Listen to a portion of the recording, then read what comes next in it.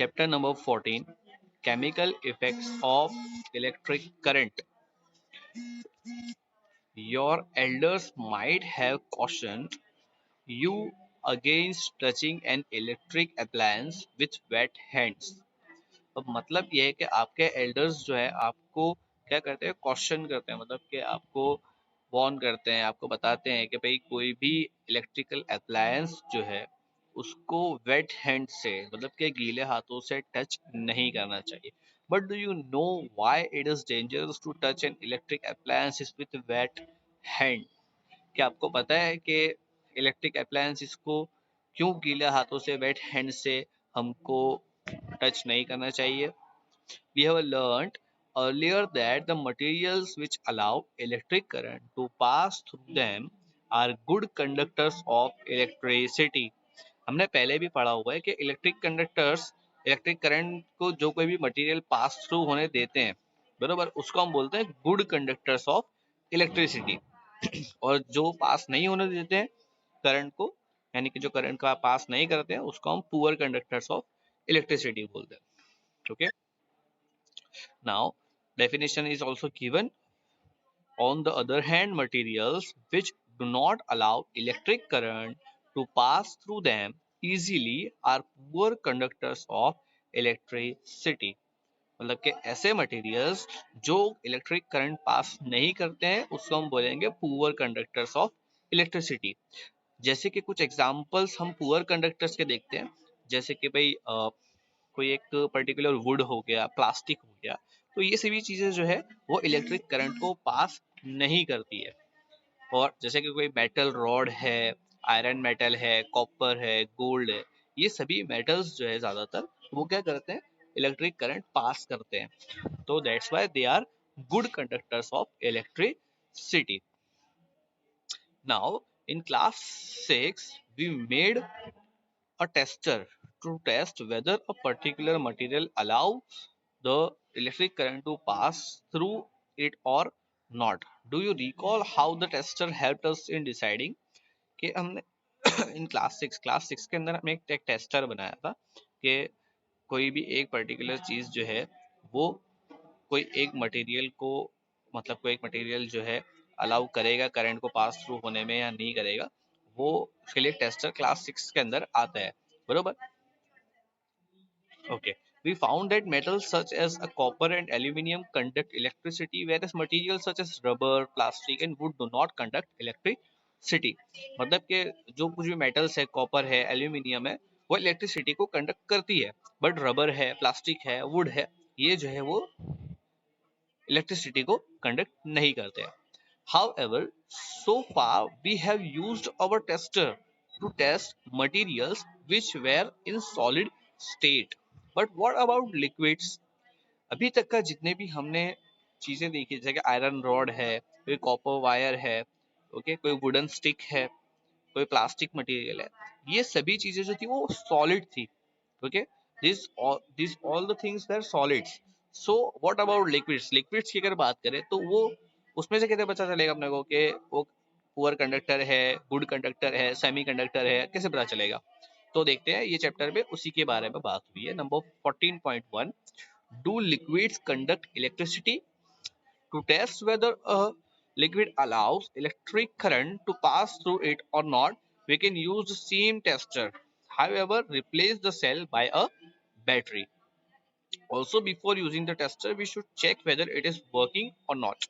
Activity 4.14.1, join the free end of tester together for a moment.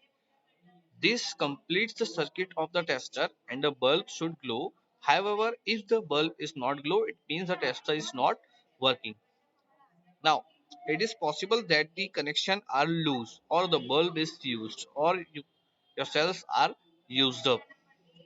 Check that all connection tight. If they are, then replace the bulb with another bulb. Now test if the tester is working or not. If it is not working, then replace the cell with fresh cell. मतलब कि tester को हमको सबसे पहले क्या करना है, देखना है कि भाई टेस्टर इज वर्किंग और नॉट. अब टेस्टर में टोटल तीन ही चीजें होती है, एक होता है सेल, एक होता है टेस्टर, और second thing is the bulb. If bulb is fuse, अगर बल्ब फ्यूज होगा तो वो नहीं कर पाएगा आगे मतलब। और सेकंड थिंग, अगर सेल जो है वो यूज्ड अप हो गए हैं, मतलब कि उसके अंदर कोई भी चीज़ बची नहीं है, केमिकल बचा नहीं है कोई इलेक्ट्रिसिटी पास करने के लिए, तो also tester can not work. So सबसे पहले आपको टेस्टर जो है वो completely चेक कर लेना है. Okay, then now that our tester is working, let us use the test the various liquids. Now collect a few plastic or rubber caps of discarded bottles and clean them. Pour 1 teaspoon of lemon juice or vinegar in one cap. Bring your tester over this cap and let the ends of the tester dip into lemon juice or vinegar as shown in 14.2. देखो ये figure जो दी हुई है उसके अंदर हमको क्या करना है, जैसे कि सपोज एक सर्किट बताई हुई है हमको, उसमें दो एंड दिए हुए दिख रहे, साथ साथ में लेमन जूस यहाँ पे बताया हुआ है, एक बॉटल कैप में क्या लेना है हमको, लेमन जूस लेना है, we have to take lemon juice. Now to end of the tester we have to dip in this cap in lemon juice. Okay, now we have to watch that if electricity is passing or not. If bulb glows, then the electricity is passing, and if the bulb not does not glows, that means that electricity is not passing. Okay, so you can do this at your home also. Now when the liquid between the two ends of the tester allows the electricity current to pass, the circuit of the tester becomes complete. The current flows in the circuit and the bulb glows. When the liquid does not allow the electric current to pass, the circuit of the tester is not complete and the bulb does not glow. Okay. In some situation, even though the liquid is conducting, the bulb may not glow. It may have happened in activity 14.2. Okay. इसमें क्या हो सकता है कि भाई अगर जो कोई भी लिक्विड दिया हुआ है वो तो कंडक्ट करने वाला ही है, बट कुछ अलग चीजें, कुछ अलग कॉम्प्लिकेशंस भी हो सकते हैं. Do you remember why the bulb glows when the electric current passes through it? Due to the heating effect of current, the filament of the bulb gets heated to a high temperature and it start glowing. However, if the current through a circuit is too weak, the filament does not get heated sufficiently and it does not glow. And why is the current in the circuit is weak? Well, the, though the material may conduct electricity, it may not conduct it as easily as metal. As a result, the circuit of the tester may be complete and yet the current through it may be too weak to make the bulb glow. Okay. Now, in this, जो कोई भी bulb होता है ना, bulb उसके अंदर एक filament होता है, बल्ब के कंपोनेंट के अंदर एक फिलामेंट होता है, वो फिलामेंट जब तक ये सही से हीट नहीं होगा एकदम कंप्लीटली, तब तक वो अपने को लाइट नहीं देगा. Okay, it does not glow if it is not sufficiently heated. So in upper situation, if you know that, if you see that in lemon juice there is no sufficient energy to the filament, that's why bulb does not glow although the circuit is completed. मतलब circuit complete होने के बावजूद इतनी sufficient energy नहीं है कि bulb जो है वो ग्लो हो सके. We can use another effect of an electric current to make another kind of tester. Now, that is, do you recall that the electric current produces a magnetic effect? What happens to a compass needle kept nearby when the current flows in wire? Even if the current is small, the deflection of the magnetic needle can be seen. Okay. अब magnetic effects of electric current जो है वो chapter में हमने ये देखा था कि कोई भी एक नीडल मैग्नेटिक कंपास जो है उसको हम एक जगह पे रखेंगे जहाँ पे से करंट पास हो रहा है तो वो डिफ्लेक्ट करती है. ओके, चाहे वो करंट का जो अमाउंट है वो स्मॉल ही क्यों ना हो, बट उसका डिफ्लेक्शन हम देख सकते हैं. ओके, सो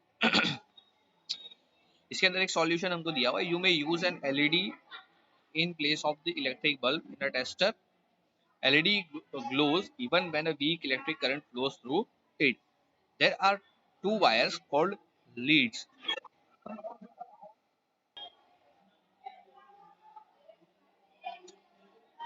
जैसे कि इस एक्टिविटी में हमने देखा था कि लेमन जूस की वजह से क्या होता है कि इलेक्ट्रिक करंट पास नहीं हो पाता है, क्योंकि जो कि भी करंट है उसका फ्लो जो है वो बहुत स्लो है। दैट्स वाई फिलामेंट जो जितनी हीट होना चाहिए उतनी हीट नहीं होती है। तो that's why we will use LED lights. LED lights जो है वो एलईडी बल्ब जो है हम यूज करेंगे। एलईडी बल्ब जो होते हैं वो जो स्मॉल अमाउंट ऑफ करंट में भी पास हो जाते हैं। ओके,